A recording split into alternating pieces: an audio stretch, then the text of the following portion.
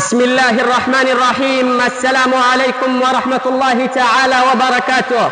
أحبائي مشاهدينا الكرام أينما كنتم، أهلا وسهلا بكم جميعا هنا في أرضية ملعب الروان أو خلف شاشات الهواتف الذكية عبر قناة الفقيه سبورت، قناة موطن الدوريات المحلية هنا على منصة يوتيوب.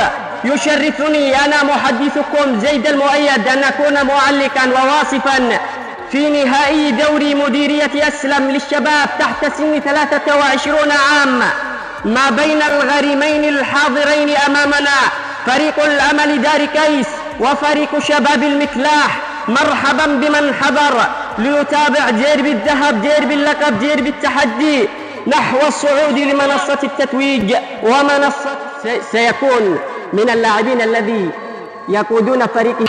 هذه هي تسديد الله عليك يا رقم 11. أنا الأمل، أنا التاريخ، أنا الحضارة هنا. الله الله الله الله الله يطلب المؤازرة من جماهيره. الله على هدف اسست عالمي من دفاعي. الله الله الله هدف للتاريخ، هدف للتاريخ. اعطيه الأسفر، بل هو كتب التاريخ لفريقه. أنت يا ابن حجر التاريخ. رقم 11 خطير، سدد بقدمه اليمنى على الطائر. يا سلام على هذا اللاعب، مقطوعة من دفاعات الأمال. يا سلام أسامة خرج، يا سلام الثاني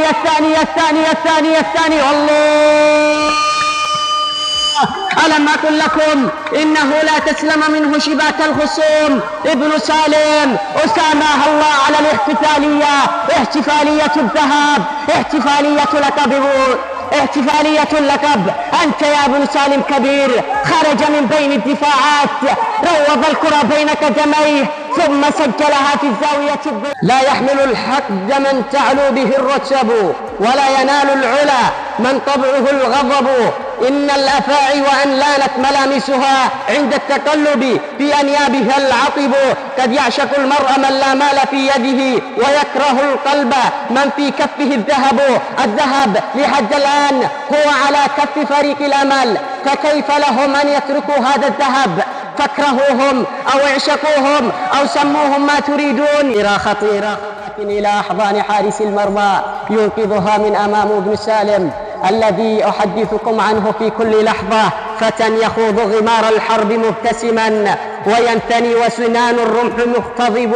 إن سل صارمه سالت مضاربه، وأشرق الجو وانشقت